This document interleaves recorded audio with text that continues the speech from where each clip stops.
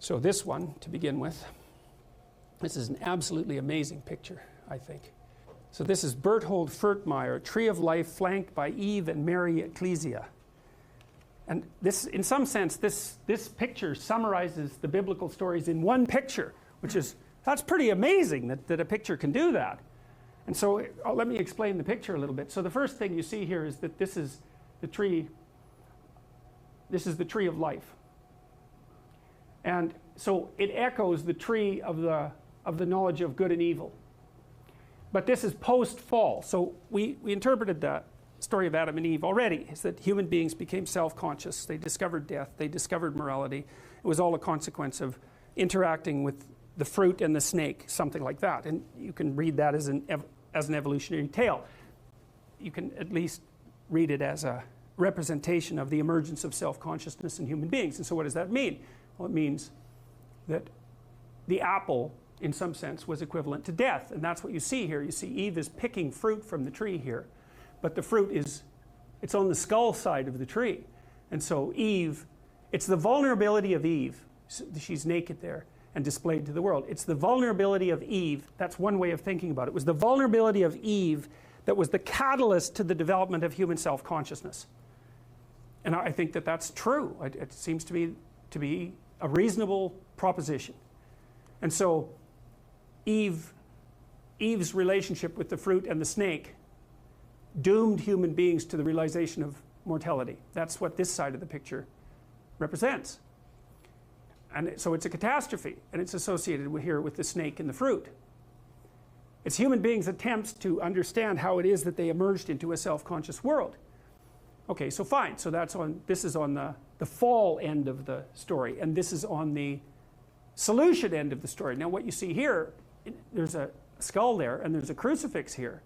And you see there's all these little fruits on this tree.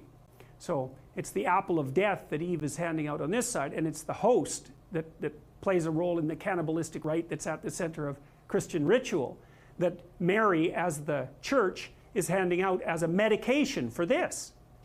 So she's handing out the antidote. Well, what's the antidote? Well, it's a strange thing. It's associated with this crucifix. And that's translated into this wheaten host. So you're supposed to eat that, and that is the incorporation of whatever this represents. Well, the question then is, what does that represent? It's a symbol of suffering, obviously. It's a symbol of the ultimate in suffering. It's the weirdest thing, because the picture proposes that to ingest the ultimate in suffering is to simultaneously ingest the antidote to the catastrophe of the knowledge of death. It's a very strange paradox, but it's the proper paradox that's at the center of the great drama that's represented by this picture. A little knowledge of death destroys you. Full voluntary acceptance of it is the cure. That's the idea. Well, that's a hell of an idea. It's not only to accept it is simultaneously, in some sense, to take responsibility for it. Because you don't take responsibility for things that you don't accept. You only take responsibility for things that you do accept. You say, well, the world is fundamentally flawed because its fundamental nature is vulnerability, intolerable vulnerability. I'm not going to take any responsibility for that. That's really Cain's attitude in the story of Cain and Abel. He externalizes responsibility for the catastrophe of his life. And therefore he doesn't make the right sacrifices. And so the paradoxical injunction here is accept responsibility for the catastrophe of your life. And that way you transcend it simultaneously. And there's an unbelievably hopeful message in there. And the message is, you're actually strong enough to do that. You just don't know it. And you won't find out till you do it. You can't find out till you do it. But if you did it, you'd find out that it was true. It's a massive risk. It's the ultimate in risks, right? You have to be willing to lose your life in order to find it. It's like, exactly right. So that picture, when I started to understand that picture, well, every time I look at it, it just blows me away. I can't, it's an unbelievably sophisticated set of ideas. But I don't think it's much different, really, than this idea. I mean, Buddha finds his enlightenment under a tree. It's not fluke that that's the case. That's his natural environment. And he's sitting in the lotus here. The lotus opens up. It's this thing that springs up from the depths. And he sits there illuminated the same way. He's got a halo that's the sun that stands for higher consciousness.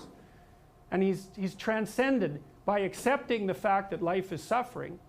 He's transcended the limitations that are part of mortality. You see that symbol there? That swastika, you see it there? It's reversed. The Nazis reversed it. Well, think about that. I mean, they weren't stupid. Their symbols had meaning. Is what the swastika represented was what this represents reversed. Well, that's a very bad idea. This is the thing that this idea is what enables people to transcend their suffering. And Buddha said, well, don't be too attached to things. And what does that mean? It doesn't mean deny the world. It might mean deny the world if you're too in love with the material, like with material well-being, let's say, then your pathway to transcendence and meaning might be to abandon that because it's constraining you. It's making you less than you could be. But the fundamental lesson, the more fundamental lesson that's underneath that is don't let what you are stop you from being what you could be. Right. And so then the question is, well, what do you identify with? Do you identify with what you are? Then you're a tyrant. Do you identify with chaos? Because that's the opposite of order, say. Then you're nihilistic. Well, you don't identify with either of those. You know that they're both necessary. You know that you have to live with both of them. But you identify with the capacity to continually transcend what you are. And then you seek out error. That's what humility is. It's like, I'm error-ridden. It's like, so I want to put myself in a situation where I can discover one of my errors, hopefully not in a way that's going to knock me completely out of the game, right? I want to seek out a challenge. I want to find out where my limits are. I want to find out where there's not enough of me yet. And I want to do that in a way that's engaging because, you know, you can wear yourself out fighting dragons, obviously. You can exhaust yourself completely, and that's not helpful. You know, one of the things I learned, for example, when I was coaching lawyers, these were people who had very high-end careers, and so they had an infinite workload. No matter how much they worked, flat out, there was always way more work that they should do. It's a very difficult thing to learn to manage. And so they were exhausting themselves, and I said, well, you know, you have to work less per day. It's like, well, no, that's not happening. I can't do that. And so what I learned over time was, okay, so this is what you have to do. Every 3 months you have to block off 4 days and go have a vacation. And you have to plan that in advance so it's in your calendar so that your secretary doesn't book your time. And then you need that because you have to recuperate enough so that you can work as hard as you're going to work. And of course they were nervous about that. And I said, well, look, we can calibrate this. Let's keep track of your billable hours over the next year and see if they increase or decrease. Because I bet you if you take more time off, you'll actually have more billable hours. You'll actually have your cake and eat it too. You'll get to have a vacation and you'll be more productive. And that inevitably, that was what happened. And so that's a matter of calibrating the game properly, right? You want to play a game that you can play today, but also one that you can play next week and next month. We're not talking about, you know, your career this week. We're talking about you having a career that lasts 30 years, that doesn't kill you, that doesn't make you hate yourself or the job, that doesn't make you bitter, that doesn't wear you to a frazzle. So it has to be optimized. And so I think that you can, in fact, decide to take on the load that's optimally meaningful if you want, and then you get to have your cake and eat it too. You're on the pathway to continual incremental improvement. You only have to burn off a feather at a time instead of having the whole bloody thing burst into flames. But it's a constant source of renewal. And there's an idea that to be renewed, you have to drink the water of life, right? That's an old mythological idea. And what's the water? The water of life, chaos is water. Water is chaos. Water is what washes away too much order. And to stay continually, let's say, refreshed by the water of life is to take on exactly the right amount of chaos to make sure that your garden is properly nourished. And I think meaning is actually the marker of that.